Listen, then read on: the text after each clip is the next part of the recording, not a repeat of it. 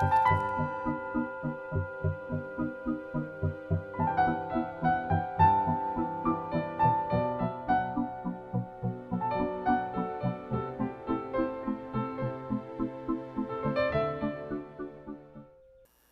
Bardo Realms, After Death, the After Death.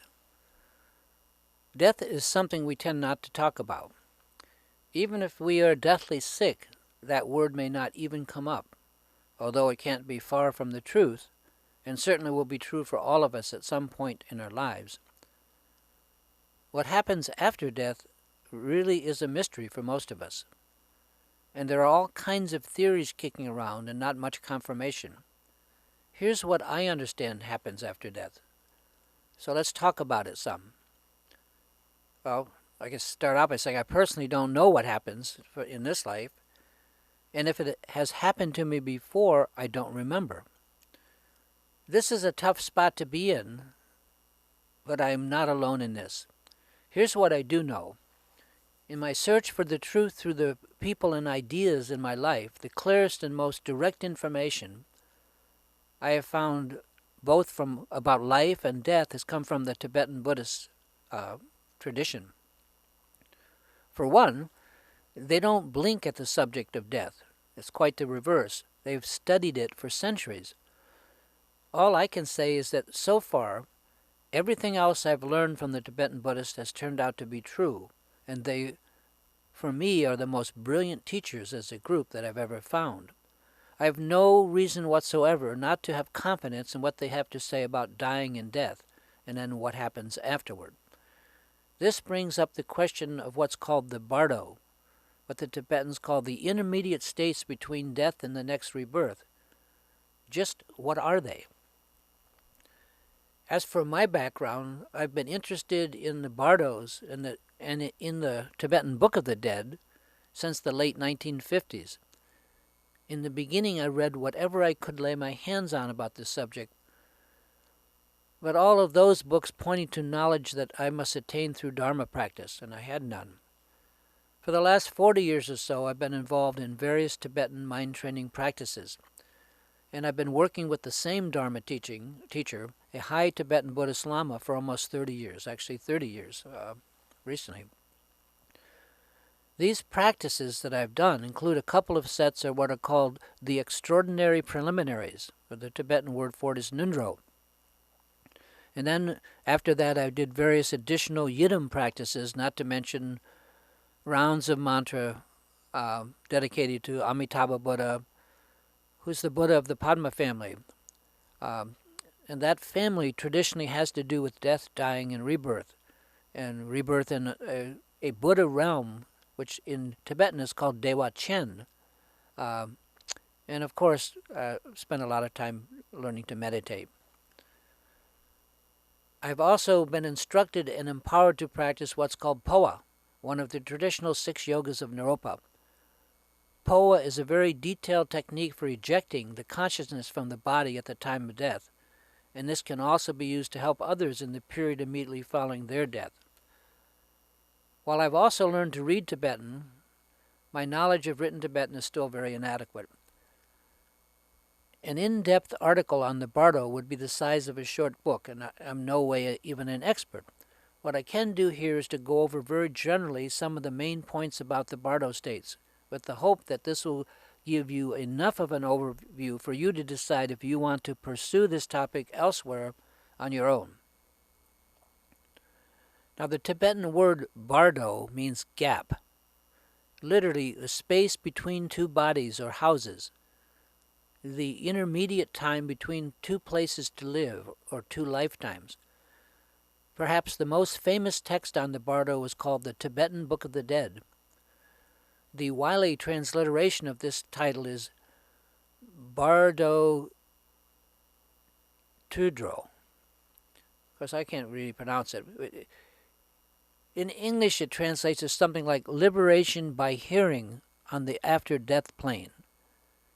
I think we could agree that at the very least this is an interesting topic. Although the popular misconception is that the Bardo realms only take place after death, in fact, the Tibetans make it clear There are a number of different Bardos, and in fact, we are in one of the Bardo realms at all times. So here's a brief description of the 6 major Bardos, just so that you've heard the names.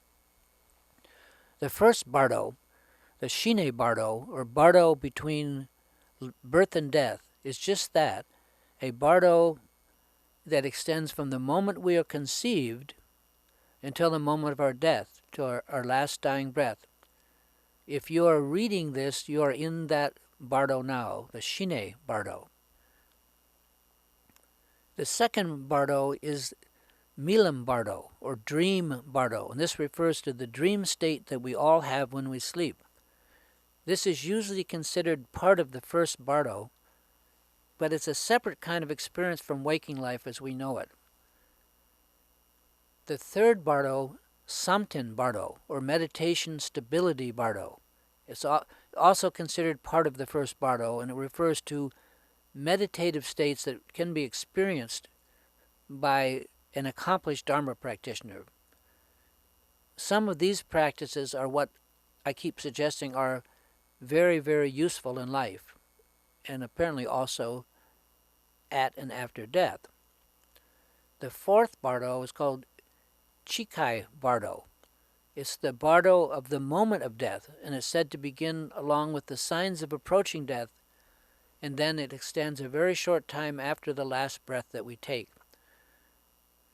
Literally, this is generally a very short-lived Bardo. The fifth Bardo is called Chini Bardo, or Bardo of the experiencing of reality, and it begins a short time after death and usually lasts for a period of several days, a time during which most of us fall into some kind of a deep sleep or unconsciousness and then gradually begin to awaken. It helps to know something about this Bardo. And the sixth and the last Bardo is the Sipa Bardo, the Bardo of becoming. This Bardo lasts from the moment of reawakening after the death swoon until the next birth is taken, which is an indeterminate period, but it's often put at 49 days, but it can be much longer. This last Bardo, Sipa Bardo, is called the Bardo of becoming. It's what most people mean when they use the word Bardo. Now, before we continue with the discussion of the Bardo, a key concept to understand is our own ignorance of enlightenment, whatever that is, whatever enlightenment is. According to the Buddhist teaching, we are now and have always been since the beginning of time in a state of profound ignorance. We've all heard that term before, and many religions say kind of the same thing, that ignorance is the cause of this or that. Ignorance, therefore, is an important term to understand. Buddhists don't subscribe to the idea that we once were enlightened, but have somehow now fallen. That's Platonic. Plato said that we originally knew, but now we've forgotten, have fallen out of a pristine state and have to get back there. The Buddhist view is that we have forever been ignorant, and ignorance here means literally to be ignoring. I mean, ignorance, ignore. To be ignoring the truth, ignoring what is true. Ignorance is not simply some state of unconsciousness or stupidity, but an active ignoring of the true nature of the mind. And of course, that true nature is right in front of us all the time.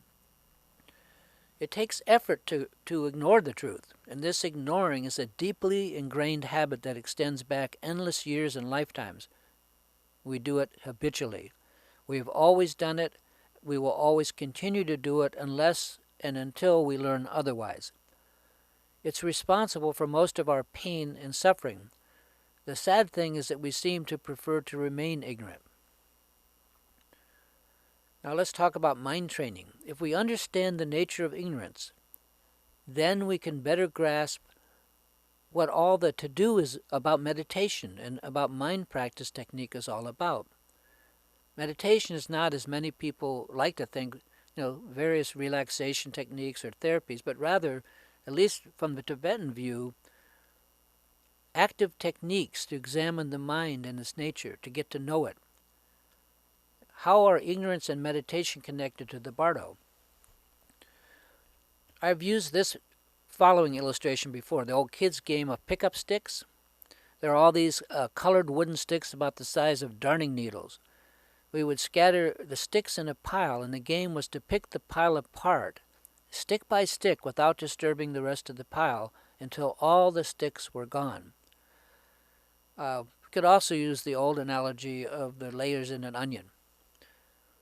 Mind training techniques are somewhat similar in that the mind, and particularly our concept of our self, and the self and its attachment, is examined and carefully picked apart until there's nothing left, nada. When you take all the layers of an onion apart, there's nothing in the center. So it is, the Buddhists teach, with our personal sense of the self. Our self is said to be a composite of our positive and negative attachments, and it can be picked apart until nothing remains at its core. This is the why meditation techniques are so useful. My point here is that these meditation techniques are about the only way to pick through our ingrained habit of attachment and ignorance, and to reach the point where we actually begin to cease to ignore just what we've been ignoring since time immemorial, and we start to pay more attention and to just wake up. Using meditation techniques, we gradually reach the end of our own ignorance. We manage to stop ignoring somehow, and we begin to wake up and have awareness. Remember that the Sanskrit word Buddha means to awaken, to become aware. Buddhahood is simply the end of ignorance and the advent of full awakening. So what's my point? What does all of this have to do with the Bardo states? Tibetan Buddhists are very concerned with the state of our mind at the moment and time of death. And a considerable amount of Buddhist meditation practice is little more than working to best prepare the mind for that moment when we each will die. Why? Because it is at that moment of death when we are suddenly freed of all of our senses, our personal habits, and our body, that we come face to face with the unvarnished reality. Just whatever we've been ignoring all of these lifetimes, all of this time, the true nature of the mind. The Tibetans say that after we die, we are suddenly 9 times as sensitive or aware as we are in this life, many times more aware or sensitive to just about everything in our mind and in the world around us as well. It is also said that we are very, very sensitive, like the skin of a newborn baby. It's like a veil has been lifted. At the same time, we have a unique opportunity for realization because of that sensitivity. In that much, much more aware state, it's far easier for us to get past our habitual patterns of ignorance, of ignoring, and to see the true nature of the mind, which at that point begins to appear to us. We each will have that opportunity sooner than we think. I love the anecdote of the Venerable Chogyam Trungpa Rinpoche speaking to a group, and his opening words were something like, "Some of us here will die soon, the rest a little later," end quote. Yet seeing the true nature of the mind due to our habit of endlessly having ignored is not just a walk in the park. Most of us are confronted with it with no training or no preparation. Now, the Tibetans use the analogy that this true nature appears to us in the form of various brilliant colored lights, which are stark to stunning in their effect. Depending on our particular habit of ignorance, these lights can appear to us as very, very bright, blinding us with their brilliance and sending us fleeing to the shadow of rebirth. Or these lights can be seen and recognized for what they actually are, which is literally the true nature of the mind, something that has been always there with us. So, just to kind of summarize this a bit, right after death, we have a chance to see the actual nature of the mind, But the shock of the difference between what we habitually are used to seeing while we're living and that of our mind's true nature may be more than we can stand. It may frighten us so that we turn away.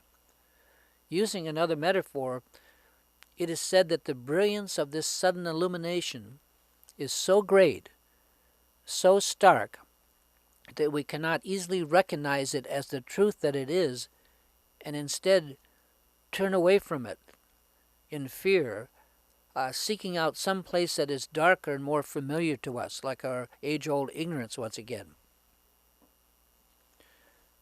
We agree to forget what we find just too hard to look at.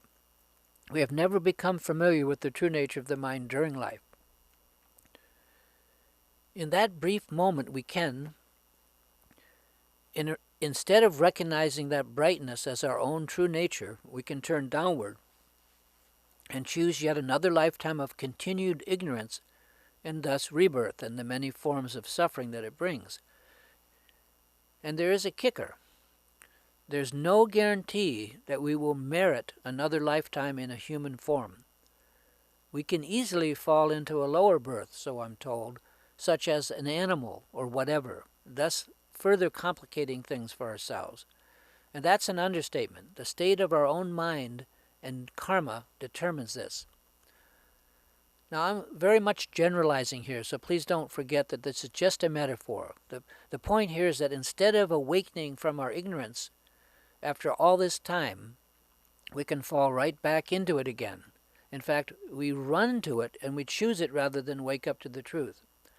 However, if we can learn to stand the shock of looking at the truth, the utter brilliance of it, then instead of falling back into ignorance and having another birth and lifetime, we instead have the opportunity to hold that realization and become enlightened enough to not seek a rebirth at all, but instead to remain in a realized state. Each of us has this chance of realization soon after the moment of death. This fact and opportunity is very important to Tibetan Buddhists.